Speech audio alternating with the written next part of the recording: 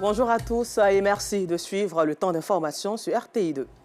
Au sommaire de l'actualité, du 1er au 4 mars 2024, la semaine de l'innovation, initiative des étudiants de l'ESATIC, École supérieure africaine d'éthique, a été le théâtre d'une célébration vibrant de l'ingéniosité et de la créativité des jeunes talents. Et puis, hors de nos frontières, le Kenya a décidé de suspendre l'envoi prévu des policiers en Haïti dans le cadre d'une mission internationale soutenue par l'ONU. Encore merci de votre fidélité au temps d'information sur RTI2. L'apothéose de la 4e édition de la Semaine de l'innovation s'est tenue le 4 mars à l'ESATIC dans la commune de Treichville. Concours technologique, salon d'exposition et d'innovation et la célébration des étudiants des filières de la technologie, de l'information et de la communication ont meublé le rendez-vous. Yacouba Koulibaly y était. Les lampions se sont éteints sur la 4e édition de la Semaine de l'innovation, couplée à la journée de l'étudiant antique. Une activité des étudiants de l'École supérieure africaine des technologies de l'information et de la communication ESATIC qui vise à promouvoir le génie créateur des étudiants à travers un concours hackathon sur le développement, la sécurité et le réseau informatique. On fait la semaine de l'innovation parce que nous sommes le résultat de la volonté de l'État de Côte d'Ivoire qui a voulu mettre en place une école appelée l'ESATIC qui pourrait répondre aux attentes des entreprises en matière de télécommunication. Nous nous sommes dit que nous devons être l'ambassadeur justement de ce pôle d'influence-là et cela commence par ce genre d'activité appelée la semaine de l'innovation. Une initiative saluée par la représentante du directeur général de l'Agence nationale du service universel des télécommunications, parrain de la cérémonie. Le parrain tient à saluer le corps professoral, saluer le directeur général et saluer les jeunes pour cet esprit d'innovation dont ils ont fait part. C'est une école d'excellence et pour lui, il est très important que nous puissions, nous, Agence nationale d'État, ministère et secteur privé, puissions accompagner ces jeunes parce que c'est là l'avenir de la Côte d'Ivoire, c'est là l'avenir de l'innovation. Je suis très heureux de recevoir encore pour la 4e fois cette activité qui ressemble à plusieurs établissements, mais qui permet, n'est-ce pas, de montrer les compétences en innovation et en développement des étudiants de l'ESATIC.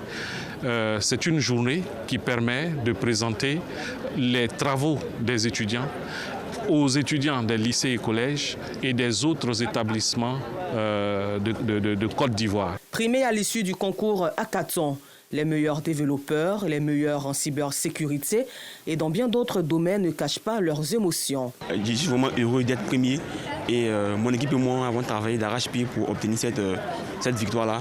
Et cet hackathon a permis d'acquérir assez de compétences, surtout en cybersécurité, voilà, que je n'aurais pu apprendre en une semaine. Vraiment, les 3 jours-là, vraiment, on a beaucoup appris. Cette édition est marquée par un concours technologique, un salon d'exposition et différentes innovations technologiques. Outre les panels, les participants issus du secteur public et privé ont partagé leur savoir-faire et expérience. En société, à l'occasion de la Journée internationale pour le respect des droits de la femme, les femmes d'action missionnaire de la Côte d'Ivoire, en abrégé FAMSI, ont organisé la cérémonie d'investiture de la présidente du Bureau national et c'était dans la commune d'Abobo en présence de Stéphane Assouan. Au rythme de fanfare, les femmes d'action missionnaire de Côte d'Ivoire, FAMSI, ont procédé à l'ouverture de la cérémonie d'investiture de la présidente du Bureau national. En présence de la quasi-totalité des présidents des fédérations chrétiennes de Côte d'Ivoire, la présidente du FAMSI a prêté serment. Madame Nguessan, promets-tu de servir le Seigneur? Oui. Consacrée, ensuite investie, la toute nouvelle présidente a annoncé les prochaines missions du FAMSI avant de lancer un appel à adhérer à cette organisation. Déjà, notre programme prochain, c'est une expédition missionnaire sur Sinématiali.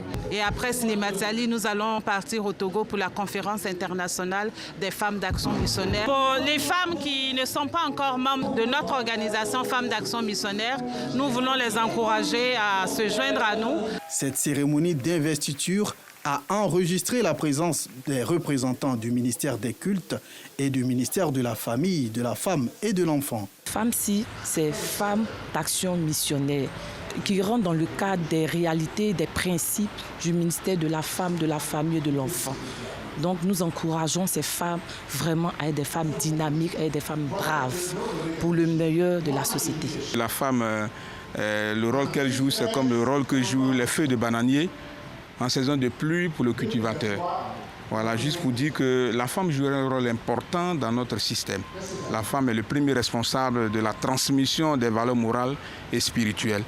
Cette cérémonie était à la fois instructive et pleinement riche en conseils et d'encouragement. On doit faire attention à la femme, c'est une façon de dire qu'on ne doit pas sous-estimer la femme dans son rôle de tous les jours. Et j'ai prie Dieu que la nouvelle présidente, Mme Guessan, puisse continuer ses actions d'implantation dans des régions non atteintes, avec courage, avec le peu que le Seigneur leur donne, et le Seigneur pourvoira tous les besoins et couronnera leur effet de succès pour la gloire de Dieu.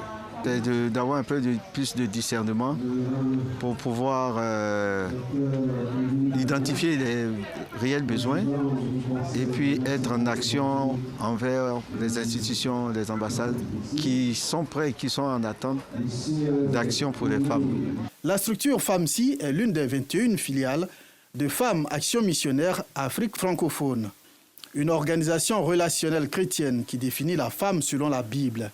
La FAMSI a été créée en mai 2002 par des femmes leaders chrétiennes d'Afrique dont la vision est de former, encadrer et équiper la femme pour transmettre à l'humanité la mission reçue par le Créateur. À la page religion du 3 au 10 mars, l'Église des Assemblées de Dieu du Temple Eden d'Abobo Plateau d'Okui a organisé la 17e édition du Festival d'Action de Grâce 2024. Une pause pour exprimer leur reconnaissance au Dieu Tout-Puissant. Stéphane Assoin et Joël Gossé y ont participé. Dans des tenues traditionnelles ivoiriennes, les fidèles de l'église des Assemblées de Dieu du Temple Eden du Plateau d'Okui ont entamé l'apothéose de la 17e édition du Festival d'Action de Grâce FAG 2024. Dans les rues du quartier Mao, les tout-petits de l'école du dimanche n'ont pas voulu se faire raconter ce moment commémoratif. Festival d'Action de Grâce, c'est un moment de remercier Dieu et un moment aussi de détente au niveau des chrétiens. Et c'est pour ça, lors de ce moment, nous invitons un orateur particulier. L'année dernière, nous avons le pasteur Gadi Abraham. Et cette année, nous avons le pasteur Amoko Georges pour enseigner les chrétiens davantage. Pourquoi on doit remercier Dieu?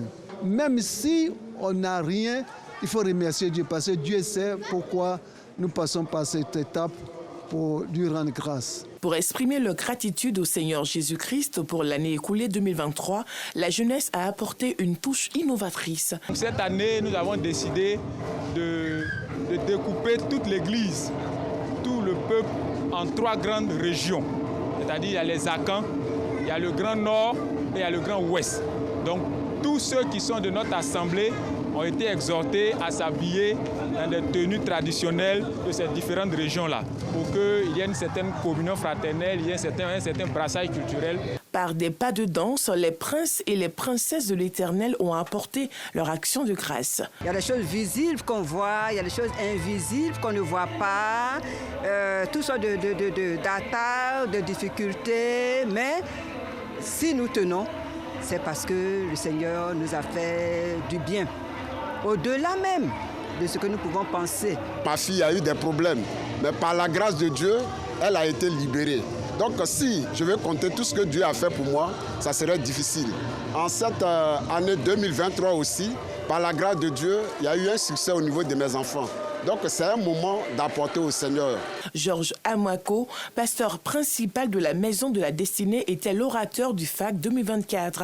Il a instruit le peuple de Dieu sur le thème « L'action de grâce de destinée ». Le message que j'ai livré ce matin de la part du Seigneur, c'est un message d'action de grâce. La Bible dit « Tous ceux qui respirent louent l'Éternel ». Alors nous sommes venus louer l'Éternel avec des chants, avec des danses et aussi avec des fruits d'action de grâce, avec des offrandes inhabituelles. On est venu aujourd'hui un culte spécial ici aux Assemblées de Dieu pour lui dire merci à Yoka Thank you, Mo.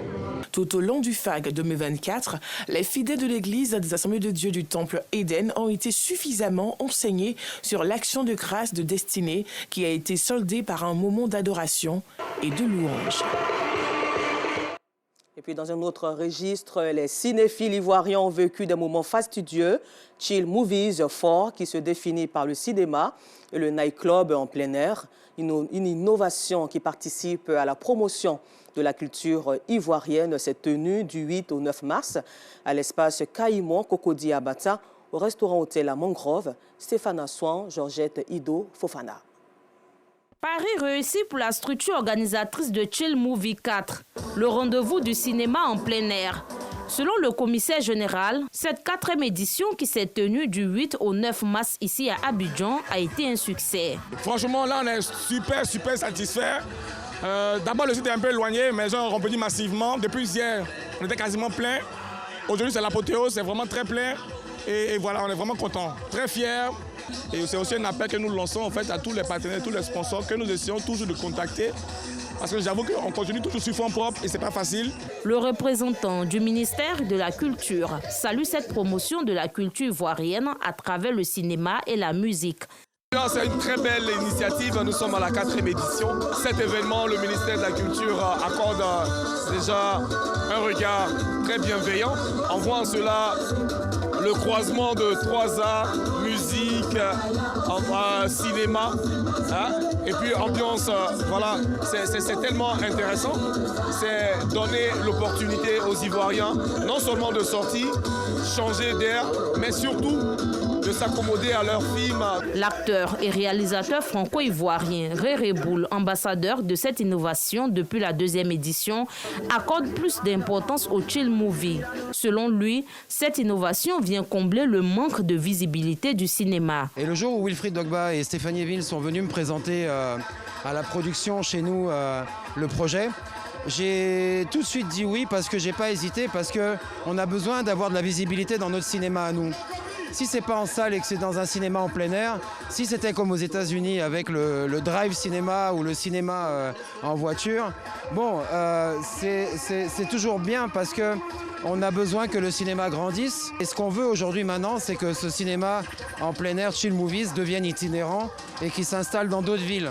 Parce qu'en province, il faut penser à ces gens-là qui n'ont pas de salle de cinéma, de pouvoir suivre aussi les actualités du cinéma, de ce qui se fait. Les cinéphiles disent avoir été servis au-delà de leurs attentes. Le cadre, les environs, les gens s'accueillent bien, le cadre il est bien, tranquillement. On passe un bon moment en fait. La soirée est parfaite. L'organisation est très bien faite. Voilà, les dispositions sont intéressantes. Il y a la nourriture, il y a la boisson. Que demander de plus? Vous savez, il faut faire la promotion du cinéma africain. Donc c'est une occasion, c'est une aubaine qu'il faut saisir. Voilà, pour démontrer de nouveaux talents encore africains. Donc l'occasion est bienvenue. Selon les initiateurs, le rendez-vous, le Chill Movie, vient renforcer la promotion du cinéma en Côte d'Ivoire, notamment avec la mise en œuvre des nouvelles technologies. Nous vous le disions en titre, hors de chez nous, le Kenya avait accepté en octobre 2023 de diriger une force de police internationale autorisée par l'ONU en Haïti. Mais la plus haute juridiction du pays a jugé en janvier que cette décision était inconstitutionnelle, notamment en raison de l'absence d'accord réciproque sur de tels déploiements entre les deux pays. Et puis, après avoir été frappé par le cyclone Freddy il y a seulement 1 an, le sud-est du Mozambique a subi ces dernières 24 heures les précipitations extrêmes engendrées par la tempête tropicale Filippo. La tornade a fait 4 morts et un blessé pour l'instant. Voilà, c'est tout pour aujourd'hui. Encore merci à vous de nous avoir suivis et bonne suite de programme sur RTI2.